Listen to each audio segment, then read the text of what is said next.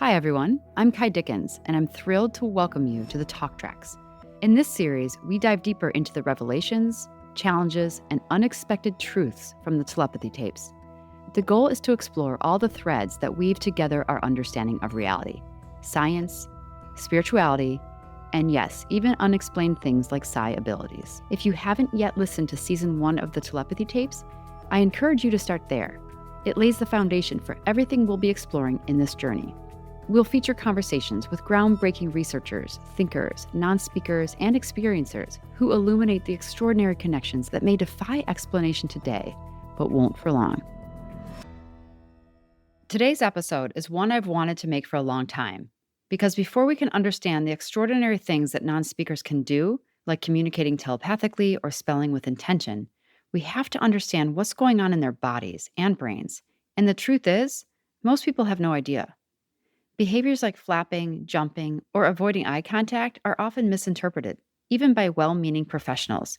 But once you begin to understand the physiology of apraxia, which is a mind-body disconnect, and how it disrupts the connection between intention and action, everything starts to look different.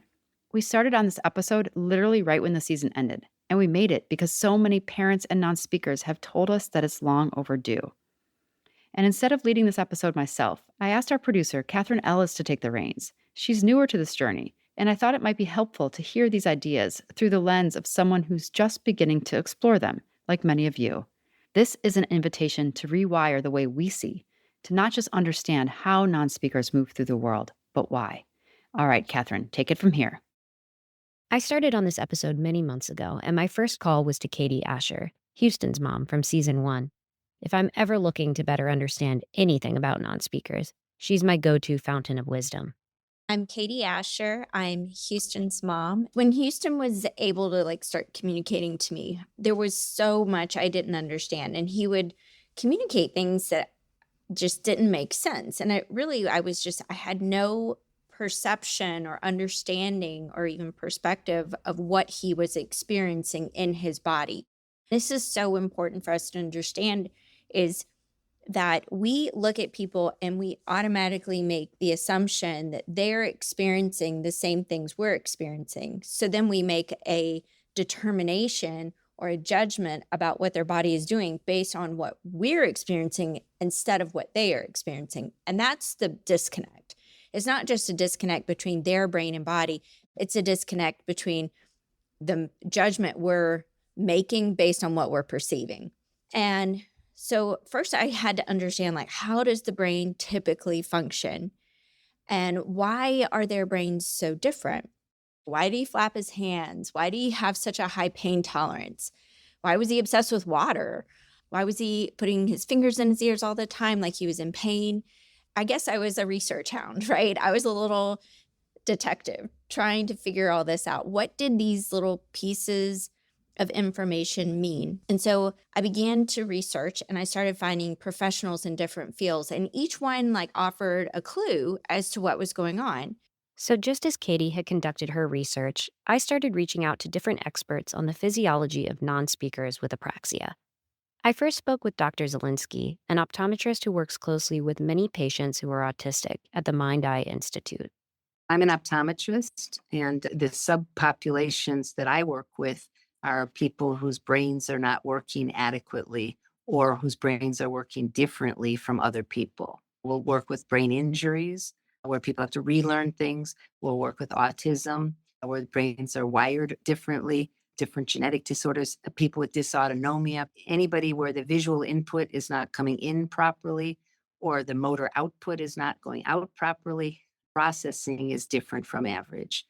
I spoke with Dr. Zielinski to find out what's happening with the brain-ocular relationship in a person with autism and how new studies and developments can help us better understand their perception of the world around them. I should also mention she is truly a cutting-edge optometrist who, for 30 years before anybody else believed it, knew that there was a direct link between vision and hearing. She was keen to remind me that just because something hasn't been proven yet doesn't mean it can't be.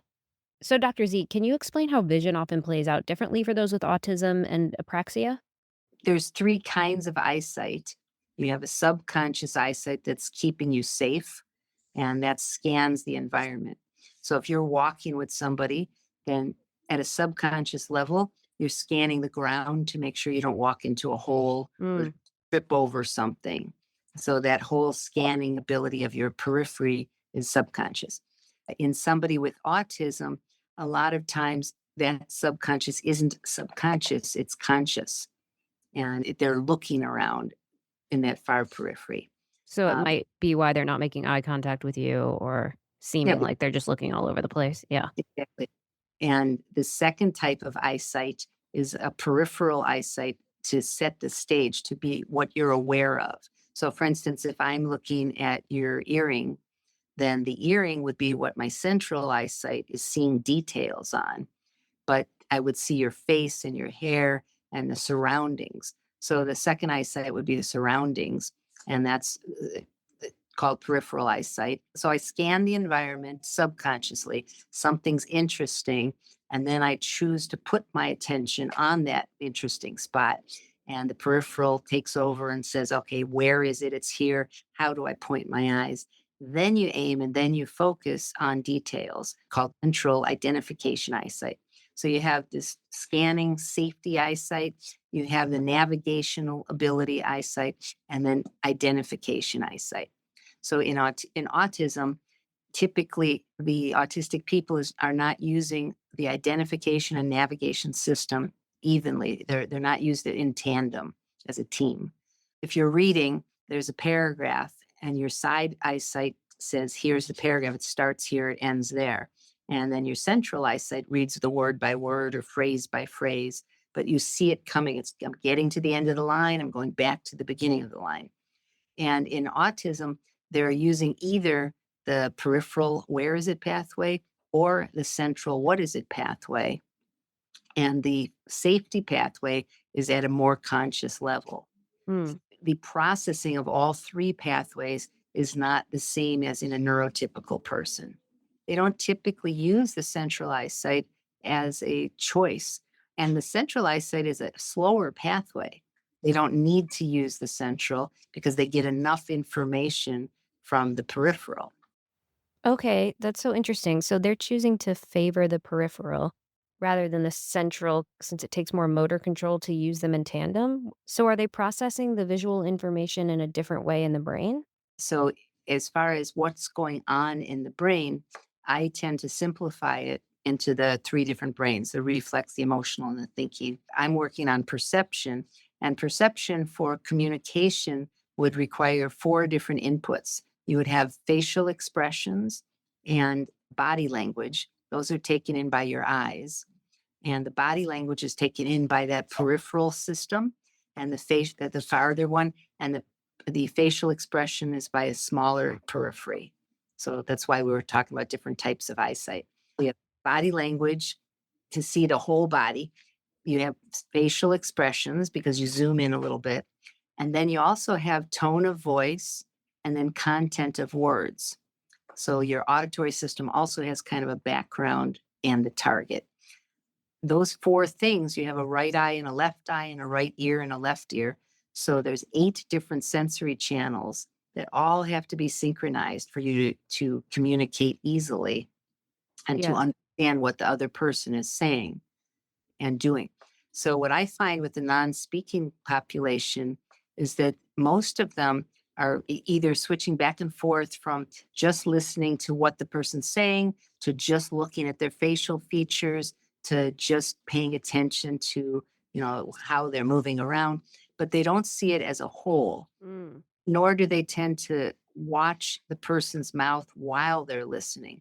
So Yeah. many of the non-speaking population look down and look away from the people talking to them. Because if they look and they try to look and listen at the same time, it's too confusing. Their brain's on overload, and then they can't comprehend what's being said to them. What do you think it is different in the brain that's making it that way? Well, the way I've learned it, it's a developmental thing that it's the space around you.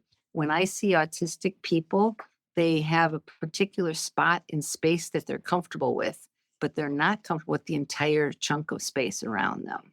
So I've made up a continuum, and we call one example, one end of it would be like a floodlight mode. So if you went to a theater and there's a floodlights on, you don't know where to put your attention. Stuff's happening everywhere. When the theater wants you to pay attention to one person, they turn the lights down, they turn the lights dimmer, and there's one spotlight on one person. And then you know where to put your attention. So it's a continuum from pen light or spotlight mode all the way to floodlight mode. Mm. And the neat thing about the brain is it can turn the peripheral eyesight off and on and shrink it and expand it. And in the autistic population, that shrinkage and expansion of the space around them, that's not working properly. They don't have the ability to do it. It's a skill that's not been learned. People who have autism are usually stuck in the pen light mode and not paying attention to the floodlight mode.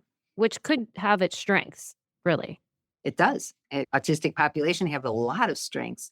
And that's the whole thing. It's like, it's a subpopulation. So like when we see them at Mind Eye Institute, I'm not trying to change anybody. Mhm. We're trying to do is explain to them how they can better like communicate with the people who aren't perceiving the way they are. So you have to, in order to communicate, you need to understand where the other person is coming from. And like if you have a parent and a child, even a neurotypical child, the child cannot see the parent's viewpoint because they haven't gone through what the parent's gone through. Yeah. Parent has to come down to the child's viewpoint. So with a non-speaking autistic person versus a parent or another person, the autistic child is stuck trying to figure out what the other person is wanting, and they can't put themselves in that shoe.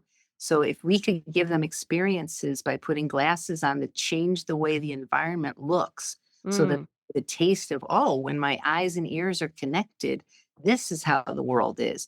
Or when I'm coming from another perspective, this is how they might see me. Then they'd be more aware of how their behaviors are affecting other people. The glasses are designed for the peripheral section of the eye, as opposed to standard glasses that are designed to identify a target. We've had some of those children who all of a sudden start to be more aware. One was a verbal child, but it was funny. After they got glasses, they said to their mother, "Oh, mommy, you have a whole face. I can see your eyes and your nose and your mouth at the same time." Oh. And they had been like 4 years of their life just seeing a nose or just a mouth or just an ear and moving around a lot to see everything. It's changing a brain process. It's giving them information of if everything came in an angle or from above or from below, or it's magnified on one side but not the other, so it's slanted. It changes the person's posture, which changes the chunk of space that they're aware of. So for the autistic population, a lot of times we have to change the way their center of gravity is to make them lean back or lean forward. The identification, seeing a letter on a chart, that's one thing, but that's just one piece of your eyesight. Mhm. That's not the important piece because that's the slowest piece. And the eye exam designed to identify letters on a chart was designed before the light bulb was invented back in the 1800s. So we're still using that 160 years later when it's not sufficient for the autistic population or the dysautonomia population or any sort of brain injury. There just has to be a change in the way eye exams are being done because it's only been in the last maybe 15, 20 years that it was known that their eye ear linkages, they could just prove it. There's all these new discoveries, and yet nobody's changing the eye exam. Okay, I guess the last thing I want to ask you is what advice would you give to a parent or family member who has an autistic child or young adult and they're having issues visually? Well, I'd first tell them that there's habits that have to be broken and then a process of building new habits. So that I'd tell them to be patient and take the time and understand that their child is not broken. Their child is just different. You have to break the old one, show them a new one, and have them rehearse the new one. And then they will want to go back to their old habit because it's comfortable.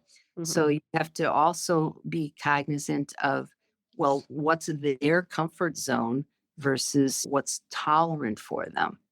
So, like they might never like to go out to, drag races where there's cars making a lot of noise because they might have sound sensitivity.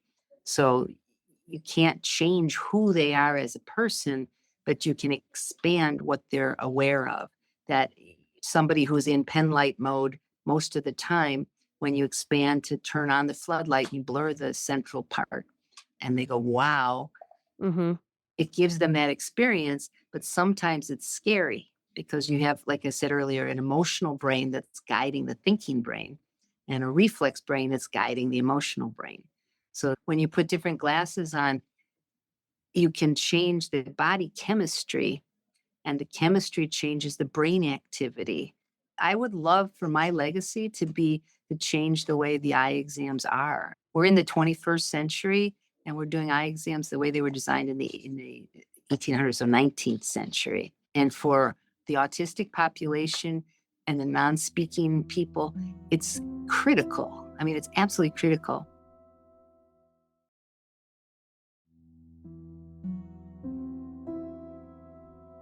Equipped with a better understanding of how someone like Houston is experiencing vision, I next hopped on a Zoom call with Dr. Cedric Noel, a functional neurologist, to learn about the vestibular system as a whole, which controls things like balance, spatial orientation, and eye movement coordination. My name is Dr. Cedric Noel. I am a chiropractor and I have a certification in chiropractic neurology, which is also, I'd say, mostly recognized as functional neurology. And I've been in practice since 2002. Can you briefly explain the vestibular system? The vestibular system is a multi-sensory integration center that allows you to feel gravity, but allows you to feel movement of your head. It also takes in visual input. It also takes in proprioceptive input from your joints, from your body. That's somatosensory input comes in. And so it allows you to feel your body and react to that. It allows you to see your environment and react to that. It allows you to hear your surrounding and react to that. It takes all of that in. Now, the reason why it can take all of that information and make good sense of it is because it also works closely with a very important region of the brain called the cerebellum. The reason why the cerebellum is so important, especially as you're mentioning in speech, the cerebellum is 10% of the brain's mass, but the cerebellum has 80% of all the neurons of the brain. Cerebellum, its job is to allow you to do things better and faster. And I'm way oversimplifying, but it does that in all aspects: thoughts, emotions, for sure, speech, a tremendous amount of control there. Anything that requires fine tuning, fine control. And the connection with the vestibular system is that it's so foundational and it's so critical to our survival that if that integration of vision comes in, sensory comes in, motion, we have 10 motion receptors, gravity, if that all comes in, and they're not coherent. The information is conflicting from one system to another. Yeah. That then it's, I think red flags go up immediately. A tremendous amount of energy is spent to try to figure out who's got it right. And you can't turn off the vestibular system because it's too powerful. And it's got very strong connections and control over the autonomic system. So, what is going on with the vestibular system among people with autism, specifically those who are nonverbal? Is there a particular region of the brain that we can point to as functioning differently? I don't think we can say just one area is impaired because speech is involving all of those regions that I talked about. You've got the forebrain, you've got the midbrain, you've got the hindbrain. I think we've got to make a separation too between, if you can't vocalize any sound, then it's likely that the midbrain is impacted. It's injured. So if you can make sounds, then midbrain's okay. If it comes to synchronizing sound, the rhythmic aspect of tones, that's more of that cerebellum. That allows you to take syllables and rapidly and fluidly, turn that into spoken words and sentences and language. However, if it's more of that emotional intonation and sound, then that's part of the frontal region of the brain. It's an entire different section. And if you're able to make sounds, but you're not really able to say words, then you're looking at Broca's area. That's more of an expressive aphasia. I think that what's going on, in my experience, having worked with some of these cases, when we start with the vestibular system and we recalibrate visual, vestibular, somatosensory systems, and we organize them in a way that they work really well together, the expression is that these patients can feel their body. They can feel where they are. They feel grounded again. They feel connected to the ground again. And they can make sense of their environment. They know where their surrounding is again, and they know where they are. Now, if they've had 30 years of not being disconnected in that way, it's such a high level priority problem that the interference it creates in all other systems is vast and overwhelming. If we can reorganize that as early as possible in life, it gives you the best chance of doing better. But even if we do that later in life, there's still a tremendous benefit. It just takes more work to try to make up for the lost function. I think one of the biggest problem in cases of autism, we could say non-speakers as well, those long range connections, you need the cerebellum, which is way back here, and the frontal lobe and everything in between to connect perfectly. Well, these long range connections, they're impaired, but it doesn't mean they're not intelligent. I don't know for sure, but I think that what goes on is that we have areas in our brain that are not receiving the attention that they need. We could say you have all these different brain regions, and some have a tremendous amount of attention and others not quite as much. Or some are really efficient and others are not quite as efficient. And so when we look at studies on, we could take the blind, for example, as an example. If you are blind and you don't get to activate your occipital lobe, the region of the brain that receives vision, what ends up happening is the other senses start taking over that region of the brain, right? They start taking more real estate. And the question is it that we have abilities that we are not quite tapping into, and those abilities are now being able to flourish? We're overdeveloping other regions. And how advantageous that can be. Oh, completely. I mean, you want to use that to your advantage. And that's the reality, I think, for every human being, is that we all have strengths and weaknesses. And some people have ultra strengths, you know, and have, greater deficits in other ways. But totally, you need to, I think and that's what this whole life, I think, is about. We need to leverage our strengths. Maybe I think it's important to build up our weaknesses too. We want to try to achieve some balance. So, and that's really what my job is I try to identify where are the deficits and let's build those up. It's not to compromise the great qualities and strengths that a person has developed, in spite of these weaknesses. But we want to try to restore balance, because it's with this balance that we can really have, I think, a level of function in life that allows us to have better interpersonal relationships. And I think that's ultimately what we're all striving for. But with that being said, I think you're totally right. There are some things that we know in this world because of brilliant minds, people that have had these high concentration of development and energy in parts of their brain that allow humanity to advance, or knowledge to advance at a point that it would never have. I completely agree with you. So yeah, these people have a place, in a role in life that no one, I think, can do the way that they can. They have the ability to do things that no one can do the way that they can do it.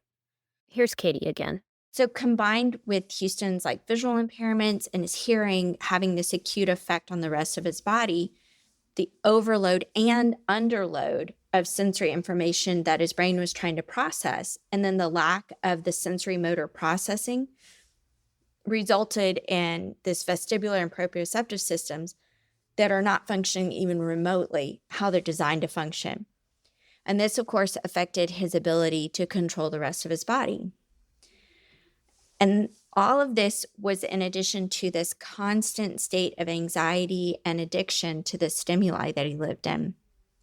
It actually took me so long to figure out what the original sensory source was, because he was experiencing so many and he wasn't sure what everyone else was following.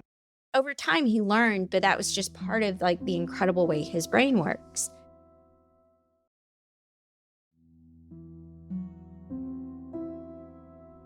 Katie's search to find Houston the treatment and care he needs is ongoing. But one program Katie mentioned sounded so amazing, I had to get on the phone with them. My name is Benjamin Keeling. I'm an occupational therapist. As a part of his occupational therapy, Katie's been taking Houston to Sawdust Occupational Therapy, a program that teaches individuals with autism woodworking skills. We work with life skills and vocational skills for children and young adults who need a little assistance using those skills to regulate themselves or build confidence. Will you tell me a bit about the experiences you've had working specifically with the nonverbal population? Yeah, it's some of the most rewarding work that I've ever done, and I know that I'll continue to do. This population, I think, obviously, for those who've been listening to your previous episodes and all of that, understand that they have so much to offer and oftentimes are so overlooked. And I think that's one of the reasons why I enjoy working with them as much as I do, because every day I learn something new and see something amazing. When I first started, I feel like it's pretty common in the medical model to try to just stick with, we're only going to do small fine motor tasks. We're going to try to work where you're at, and that's it. I have a lot of family members who have myotonic muscular dystrophy, and I've kind of seen when someone isn't, given the opportunity to meet their best potential, what that does for an individual. So it's a big passion of mine to make sure these individuals are, I assume, competent in every way. I don't assume they can't do anything.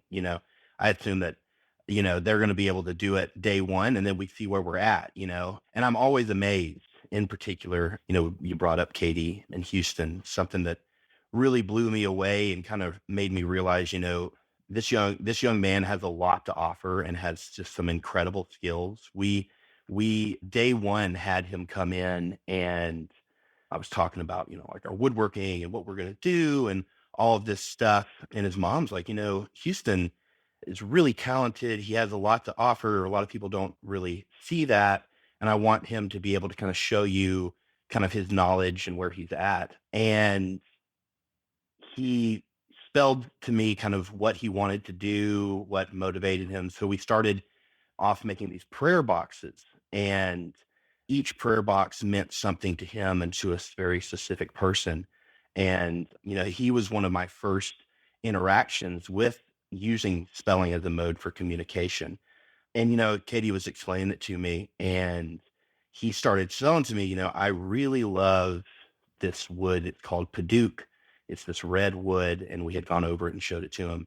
So she's like, it really speaks to me. The energy it gives off, it's very calming and grounding. And I thought that was very interesting, because every wood does have a different kind of feel to it, but I had never thought of kind of the idea of grounding aspects to it. And I was like, okay, that's pretty cool. I'll go find some Paduke.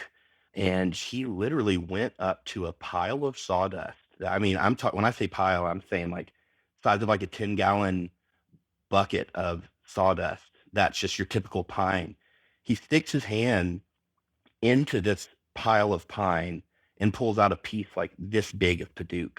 And he was telling me that, And just for the listeners, that's like the size of a coin. yeah, a size of a coin, it says, and it was able to pick up on the energy of that wood through that pile of sawdust. And I'm telling you, he came in without knowing. And like that Paduke, we used that Paduke maybe 2 weeks ago. I mean, it was under my table saw. I mean, he was able to pick it out when we walked into my wood shop.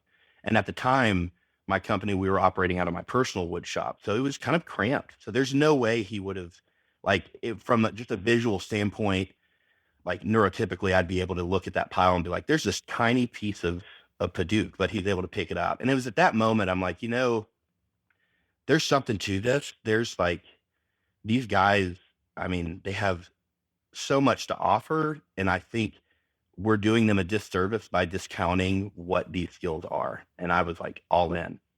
Well, it feels like this population has been greatly underestimated for a long time. And one of the biggest issues that we as a society have, I think, is trying to get them to conform to the way we've been living instead of what you're saying is meeting them where they're at, which it sounds like you do in your therapy. Yeah, and I see a huge therapeutic benefit to that. And honestly, the relationships I've built with these young men and women, just meeting them at their level, meeting them where they're at, it's just amazing. Yeah, I mean, they have so much to offer. And honestly, out of the box thinking, some of the most creative projects we've ever made are with my guys who spell and who would be typically considered, they say nonverbal, but it's really non-speaking because these individuals can verbalize and they can communicate. It's just from a motor standpoint, the oral motor function of being able to use those motor functions because of apraxia makes it, unfortunately, it makes people assume less of their ability than they actually have. I mean, I have a feeling with the apraxia, that's the biggest reason why we're seeing non-speakers. I mean, these guys are brilliant. They just, from a motor standpoint, have a difficulty being able to articulate what they're trying to say. I'm glad you brought up the motor side of things because I think there's a lot of confusion on what's really going on when, like, let's say you see an autistic individual in the store and they're spinning or bouncing or flapping. You'll see a lot of rocking or spinning or flapping or movement. That comes from a neurological basis. It's a sensory need. So our body's broken up into several different senses. When it comes to movement, rocking, the big ones are vestibular input, proprioceptive input, and visual input. I'd put those big three together. Proprioceptive is basically your body, where you are in space. So your body space, your uh, spatial reasoning. So you have your proprioceptive, which I say is like your neck down, and then your vestibular system is your intravesicular canals. There's 3 rings in each ear, and that kind of tells you where your head is in space. Um, and then your visual, obviously, is through your eyes, through your optical nerve. So when you see a young adult that's rocking, a lot of times what they're doing is they're trying to ground themselves or center themselves through vestibular or proprioceptive input, sometimes both. It's not uncommon to see maybe a lot of times the public will call it like hand flapping, where it'll be like a flap in front of their face or around their body. So getting this kind of repetitive motion is getting their sensory system, their neural system regulated and centered to be able to function in whatever setting they're at. And I think that's an important thing to realize is these young adults and individuals are in need of such a rich sensory input to just be able to regulate themselves in their daily lives. I try to tell individuals who are not familiar with the neurodiverse community, if you've ever been anxious and you're sitting at a chair and you're bouncing your leg, that's the same thing that our young adults are doing. You're regulating yourself through proprioceptive motion. My big thing is wanting people to realize that it's okay to communicate with these individuals in public.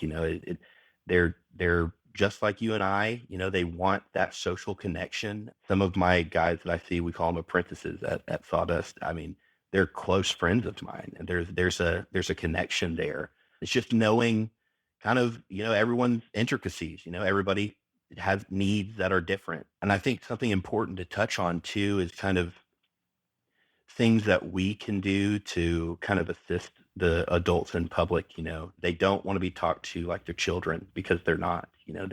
They're just as adept as us. They just need a different way of communicating. I think why woodworking is so motivating for our guys is the amount of vestibular and proprioceptive and tactile input you get through working.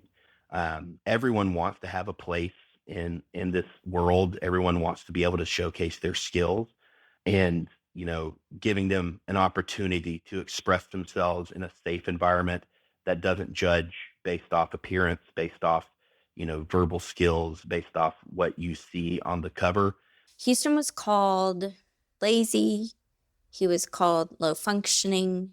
He was called uninterested in being part of community. And they have no business putting these labels of intent when they have no idea what they're experiencing.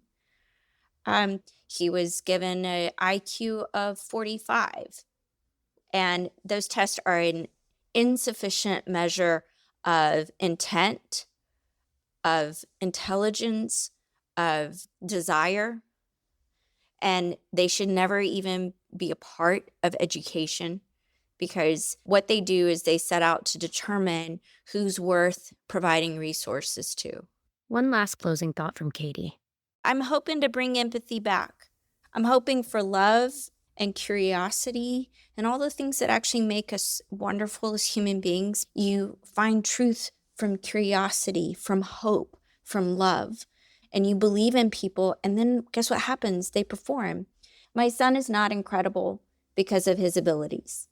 He's incredible because he had to maintain hope while he was denied every single human right and dignity. He's incredible because he has the courage to make the world confront the truth about what they have done to others like him. My hope with not just this episode, but with all the attention on non-speakers in general, is that behaviors once labeled as disruptive or defiant or detached are revealed to be acts of regulation and survival and even resilience. Because what looks like disinterest may be sensory overload, or what seems like noncompliance may be a body out of sync with intention. We've spent decades, literally decades, trying to force non-speakers to conform to a neurotypical world, instead of adapting that world to meet them where they are. It's time we see the brilliance beneath the surface. It's time to stop denying non-speakers their dignity, their education, and their basic human rights because we failed to understand the mechanics of their bodies. Justice starts with curiosity, and then with listening, and then with rethinking everything we thought we knew. So thank you for your curiosity and for listening. That's it for this episode of The Talk Tracks, but new episodes will now be released every other Sunday, so stay tuned as we work to unravel all the threads, even the veiled ones, that knit together our reality. Please remember to stay kind, stay curious, and that being a true skeptic requires an open mind. Thank you to my amazing collaborators. Original music was created by Elizabeth P.W., original logo and cover art by Ben Kendor Design, the audio mix and finishing by Sarah Ma, our amazing podcast coordinator, Jill Pachesnik, the Telepathy Tapes coordinator and my right hand, Catherine Ellis, and I'm Kai Dickens, your writer, creator, and host. Thank you again for joining us.